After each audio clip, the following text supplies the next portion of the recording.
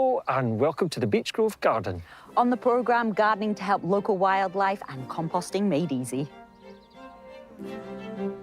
Coming up, Lizzie and I branch out into building a deadwood hedge, my beginner's guide to composting, Carol finds out about the big storm clear-up at the Royal Botanic Garden in Edinburgh, and we start the great Beechgrove Garden Presenter Veg Challenge.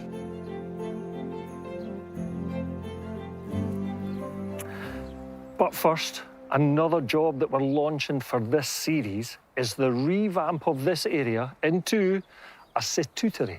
A situtery? It's a good Scottish word, that, isn't it? It is, a place to situte. No, and I think that's what most people want from their garden, is a place to, get home from work and just sit out and enjoy a nice drink. And I could imagine all over the country there's gardeners with exactly the same problem. A wee corner of their garden that's a wee bit untidy. So you doing the same thing? What's the process that you're about to go through? I think definitely thinking about where the sun is in your garden. You need to consider the aspect. This is a southwest facing garden, so we know that it's going to get that evening sun and be perfect for that position to enjoy the sun in the evenings. I'm just chuckling because I can clearly feel your energy and your enthusiasm for this project. But how do we keep Lizzie in check? And more importantly, within budget. So I can see you've got a bit of paper there. Do you have a plan? I do. I like to draw out a wee plan just to make sure that I follow things through. In this area, I thought it would be really nice to have a white-scented garden. I see at the front there, just in front of the wall, be great to have a line of hydrangeas, just like clouds of them just popping up over the wall. Some lupins, some nice lavender, some creeping thyme in the centre here. It sounds nice. And again, that white and the green, it's that kind of calming combination as well. Now, the old adage, right plant for the right place, kind of feels like now would be a good time to do an assessment of the soil just before you go and spend all that money. Yeah, I mean, definitely, if you don't know what type of soil that you've got, you need to make sure that you're going out and having a good dig. Get your shovel, get your spade. Is it sandy? Is it chalk? Is it really heavy and clay and sticks together when you grasp it in your fist? And it's probably a good time at this point as well to maybe do a soil pH test. So again, you might have slightly acidic soil, so you maybe want to go for more ericaceous kind of plants. Yeah. But Lizzie, you had me at a place to sit in the evening and have a drink, so I really can't wait to see what you come up with here.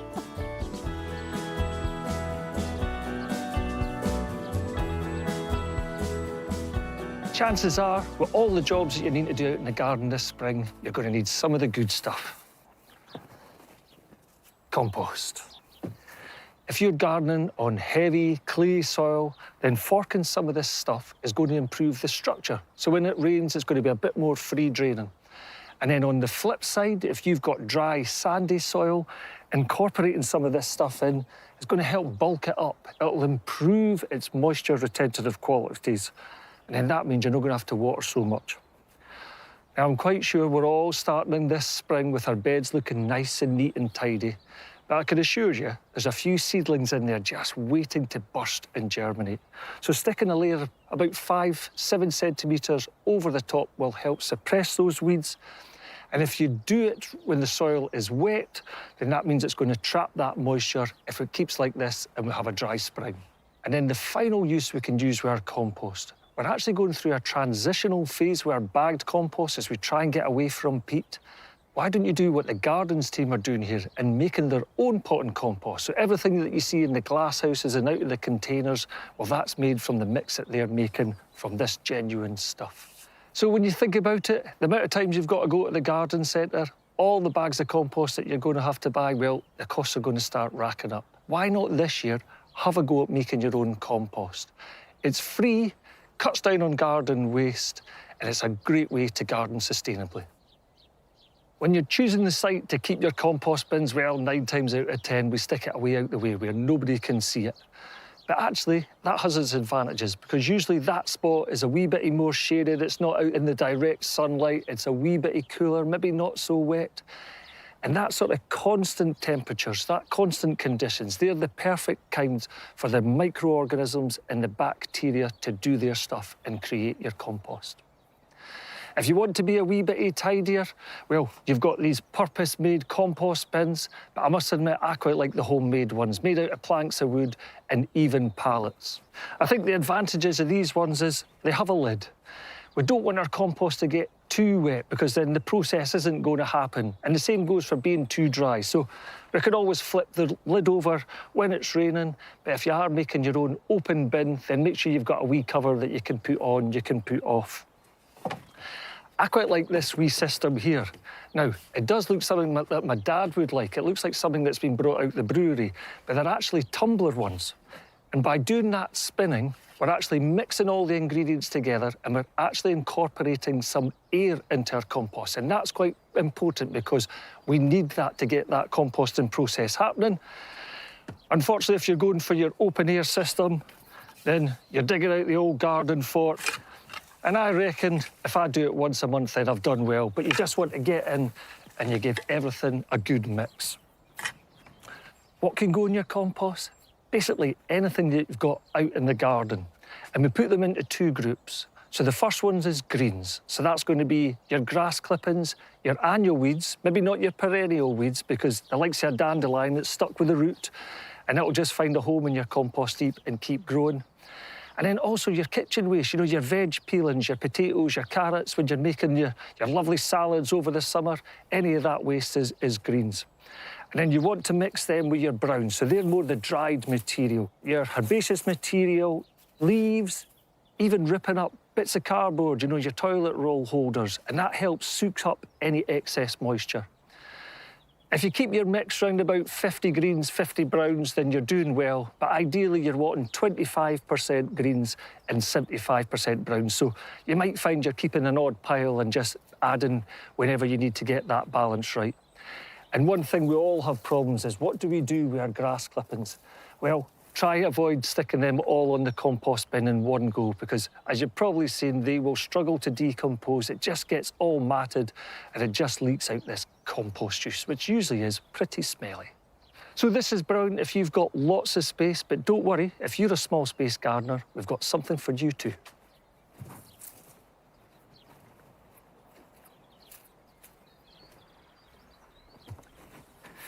I like contraptions like this because they're relative to the space that we're gardening in.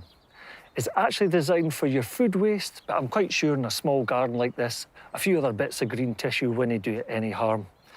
So you feed it in via the top, and as you can see, below ground, there's going to be this open meshed basket, and that's going to allow worms access in here, plus all the other beneficial microorganisms and bacteria.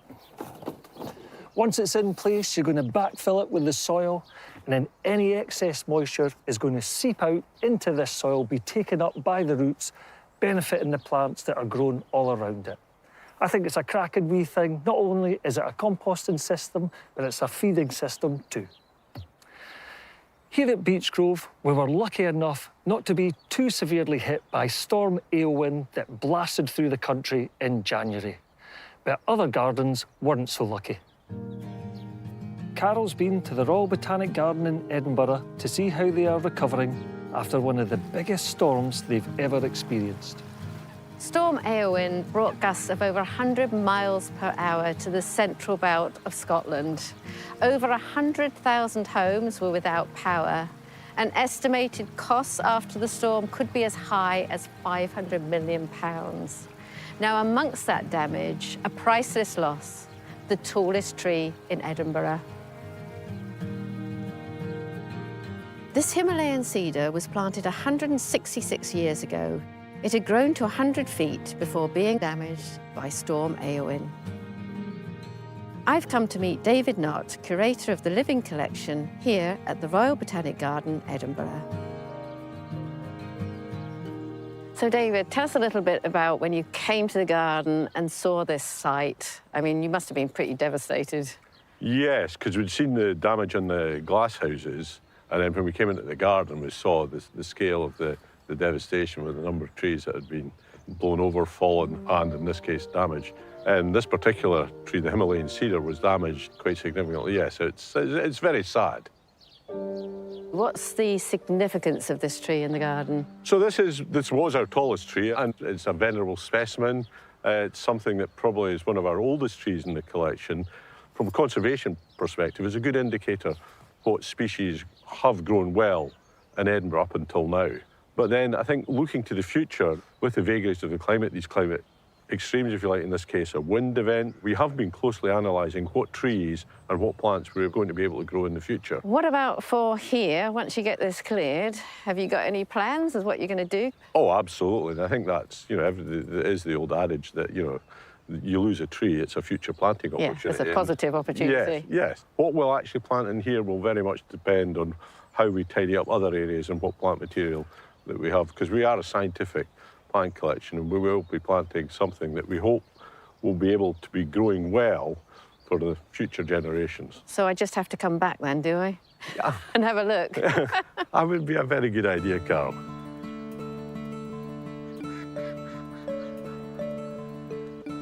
It wasn't just the Himalayan cedar that was damaged. The glass houses also took the full force of the storm. In this house, there was over 20 panes either completely broken or damaged beyond the point of repair, and there was countless other panes that had slipped out of place, meaning there was multiple holes scattered throughout the roof and sides. You know, we had this storm in January. You must have been straight away been worried about the cold conditions. What did you do to protect the plants? Wherever possible, I tried to wrap up plants with horticultural fleece just to take the worst of the cold off of them. But there was some areas where I wasn't able to do that because of the hanging glass, and that's where a lot of plants had suffered. But looking around now, it looks pretty good. I'm assuming that you can maybe show us one or two plants that have been damaged. Yeah, of course, yeah.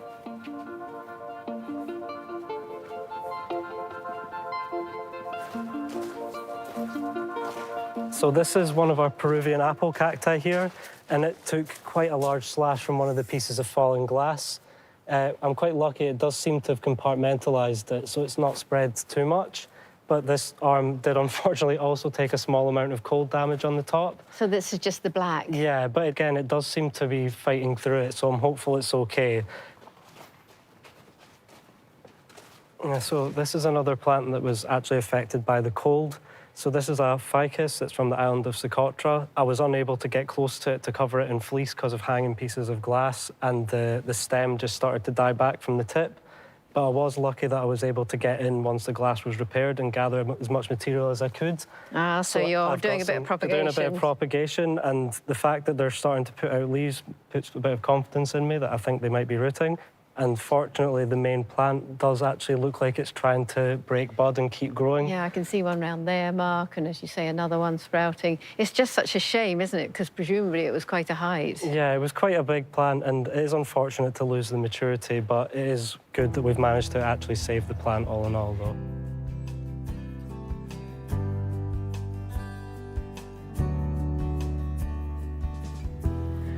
Well, although we've seen a lot of damage by this storm, I think we can take away from this quite a few positives. And I feel that the future's very bright, lots of opportunities for the botanics.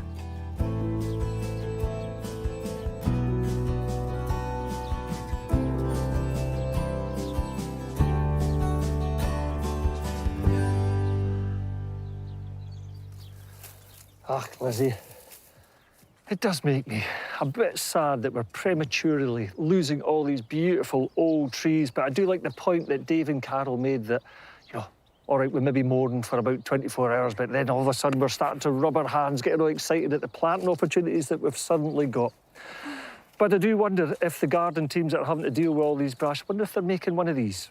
I know, well, this is a deadwood hedge that we're making, and you know, it's fantastic for all those bits and pieces of branches that have fallen down, all your prunings. It's a great place to put them and use them up, and fantastic for wildlife. Yeah, they're brilliant. Quite easy to make too. So basically, the garden teams, we've got some posts. Now, you can't just use ordinary fence posts, but I like the way the guys have made these posts, which are about, what, 90 centimetres apart, 50 to 60 centimetres across. And then some of the longer pieces of woody material they have. So it could be the shrub prunings, it could be branches for trees. you just weave it in between these posts, and basically you're creating 2 walls, and then in the middle, well, the garden teams have got some dirty moss where they've been gathering from places, but actually, this is another place where you could be putting your garden compost, all your weeds, that sort of thing. Oh, that's a brilliant idea. Now, I do love this little bit of weaving because, you know, it makes it nice and neat. And also, it means that you can see a clear structure if you want to create something beautiful in your garden. Yep, and I think shape's important because it could very easily just look like a pile of sticks that you've forgotten. Now, maybe it is hiding the compost area or disguising the shed a wee bit, but I love the way you've got this little curve working in here. It looks a bit more natural, a bit more flowed. It feels more part of the garden, I would say. Great. Well, I hope that the wildlife at Beechgrove really enjoy this. Now, speaking about wildlife, last year we visited a small garden in Perthshire that was planted out to create a fantastic haven for wildlife. So this year, we're going to go back to hear from its owner, Holly Martin Bates, and find out what needs to be done right now to keep the wildlife coming back to your garden.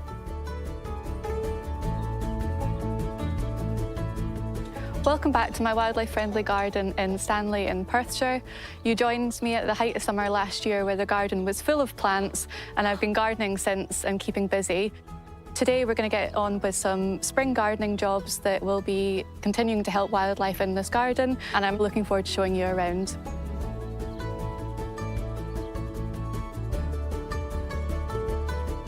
So one of the first jobs today is I want to cut back this teasel, which I'd left throughout the winter for different reasons. I left it for the insects to hibernate in and the birds to come and feed on the seed heads, and also to feed on the insects that were hibernating. And then structurally, the teasel is really beautiful with the light coming behind it. It's really gorgeous in the garden. But today I want to cut it back to make space for a new teasel because it will have self-seeded in loads of different places. And I will be using it to create a new habitat for bees in the garden. And you'll see they've got a kind of hollow stem going up here and a kind of pith in the middle, and I'm not going to cut them fully to the ground because solitary bees might choose to nest in there as well. So I'm going to create 2 new habitats today. And teasels are great for this job because all the different stems are different diameters, and solitary bees come in all shapes and sizes, and they will use different size diameter holes to nest in. So teasels are great for that because you'll have some bigger holes and some more narrow hollows as well.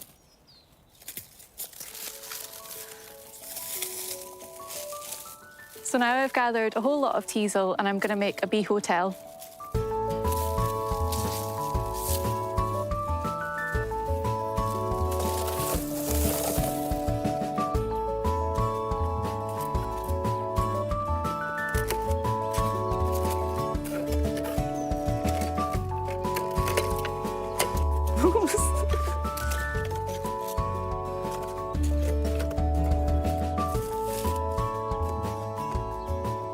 So here we have our finished bee and bug hotel.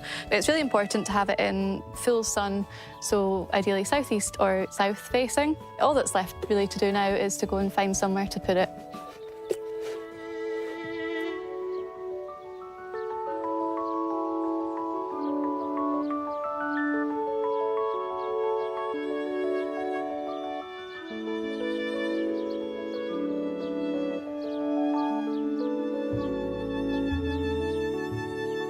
So we're here beside our wildlife pond, which we put in a few years ago, and it's been amazing in attracting all different types of wildlife, from birds that will come and bath in the pond and drink from it. And we also have frogs, toads and newts as well. The newts that we have here, we want to encourage them to breed. So I've got 3 different types of plants here. We've got starwort here, which is really good, and that will kind of like raft out. And it's as simple as basically throwing it into the pond and it will eventually spread. And that's an oxygenator as well that will help the water. We also have water mint, and you can see here that it's kind of, the roots are here. And although you can pot up pond plants, the way that I've done this pond is that we don't have any pots in the pond. So I'm just going to kind of wedge it in, and eventually the roots will kind of stabilise and it will grow and kind of settle in nicely. And water mint prefers being on the edge of the pond, so just with its feet slightly in the water. And then the third plant that I've got is watercress. So this is just from the supermarket. So if you don't want to order something online or from, you know, like a kind of pond-specific place, then sometimes just going to the shops is easier.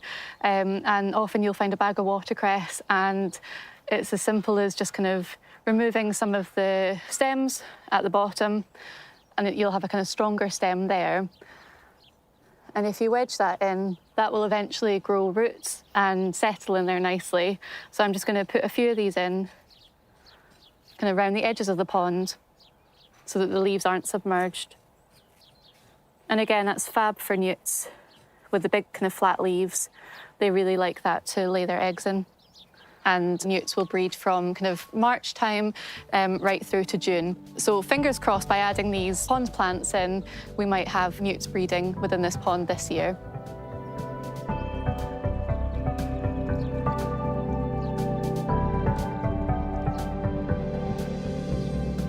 And we'll be back with Holly later on in the season to see what creatures she has spotted.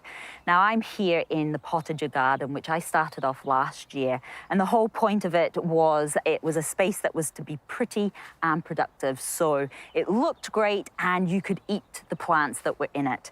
Now, as you can see, some have fared through the winter better than others, and the sages aren't looking too happy. This sage that I had here was completely dead, so I'm going to replace it today with a wisteria. Now, you might be thinking wisterias aren't edible, and you would be correct in that thinking. Most of the plant is completely toxic, but, however, the flowers are edible, just the flowers. And I just thought it would be really nice and fit in really well with the Potager theme if we grew it up this framework here. Now, when you're buying a wisteria, the important thing to note is to buy one that is grafted. Now, you can see the graft here quite clearly. Now, it's important that you buy a grafted one, because if you buy one that's grown from seed, it can take up to 20 years to flower, and that's just too long to wait for anything to flower. So grafted ones will flower more reliably in about 3 to 5 years. The great thing about having a grafted plant is that you get the best of both worlds. You get the rootstock, which is perhaps more disease resistant and better suited to a variety of soils. And then you have the scion on top, which obviously gives you the really pretty flowers. So when you're planting a grafted plant, you need to make sure that it is the correct depth.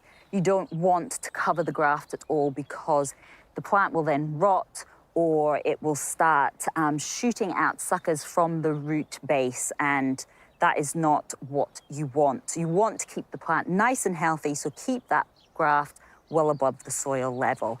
I've dug a hole here. I've made sure that the ground is nice and loose in the bottom. I've used some compost to make sure that the roots are able to get out into that soil and spread. And what I'm going to do now is I'm going to angle it slightly and just backfill it with all the soil here. Now, this wisteria here is called Blue Sapphire, and it produces really gorgeous flowers that are actually scented, so I really can't wait to see that.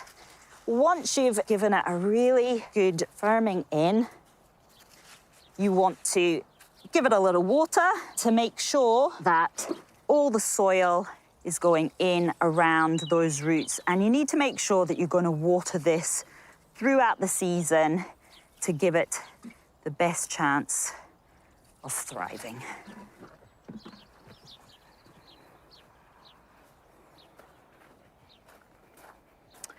So in this part of the potager, last year I planted some chard, which, as you can see, hasn't been very successful. So this year I'm going to improve on things, and I've added some compost into the soil because I think it was actually too dry for it last year.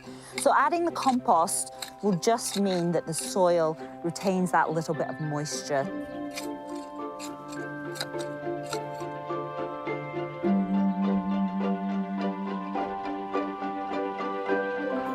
Lizzie, time for something new at Beechgrove. We've had the biggest tatty competition, we've had the biggest sunflower challenge, but this year we're taking it to a whole new level. Oh, definitely. It's getting serious, Brian. It's getting serious. Each of us 4 presenters, you can see our lovely faces there. Yes, yes, we've had rabbit problems here in the past, but I don't think we're going to have them this year, especially with that one at the back. I mean, heck, I'm not going to sleep tonight. I'll give you nightmares. Sorry. Well, we've been set the challenge of producing a beautiful vegetable plot. It's going to be judged by Carol at the end of September, and it's going to be on the varieties, the amount that it produces, and the overall look of the little plot. So it's been judged by Carol, you're saying? Can I just tell you, she is very tough now. Oh, well, I hope she's going to look favourably on my... What, let you win? Yeah, definitely. Well, brilliant. You've set the tone of the challenge. Let it begin. What have you got planned for your wee area? Well, when I got the measurements, I measured it out in my living room and realised, you know, it's quite a small space. Long and narrow. Really Bit small. awkward. How am I going to fit all the things that I want to grow in here? And I just thought, you know, you need to grow it vertically. Yeah, like it. Using the heat, go up the way. Definitely. And I found this balloon arch in a second-hand store, and I thought, do you know what? That would actually be it's quite good. perfect. And so on this side, I'm going to plant some runner beans called Sunset. It's got a beautiful peach flower that's also edible. I think that's going to look really good and cover that side of that arch. And then on this side, we're going to have a squash called tromboncino. Oh, I love the way it rolls off your tongue there. Eh? It's great. And I've never grown it before, but it's from the butternut squash family. So if you leave the fruits on, they become beautiful shapes, weird and wonderful shapes, and you can store it over winter. But if you pick them earlier on, they taste like a sweet courgette. So, That'd be nice. And Carol does like a bribe. Oh. So that could be handy for you to well, remember. good to know. But apart from that, we're going to have some beautiful purple peas, blauwchokker, some salad mixed in through it. In the centre there, where it's going to be a little bit shady, we're going to have some lovely chard, and of course, round the outside edge so that all the pollinators flock to my bed. Yeah, keep away from the others. Yeah. Like it, like it. It's going to be planted up with beautiful calendula and nasturtium, so I think it'll look good. Very good. Well, I've got to remain neutral in all this, but you are my favourite, so I hope you win. Thanks. But I'll let you get on with it now. Oh, I will. I will.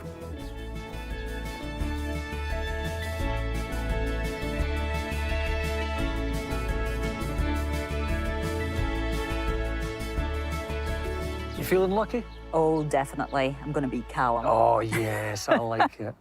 Well, we'll soon find out who the champion's going to be in our last show in September. There's a lot of growing to be done between now and then, though. Definitely. Speaking of which, Callum and George will be here next week, and Callum will be starting off his own competition plot. He's also been on a bit of a shopping spree at one of the biggest potato days in the country, so find out what that is next time. We'll also be at a house in Glasgow that's got more indoor plants than furniture to get some growing advice there. Remember, you can watch us on the iPlayer and catch up on all the episodes so far. But from now, it's bye from us. Bye. Bye.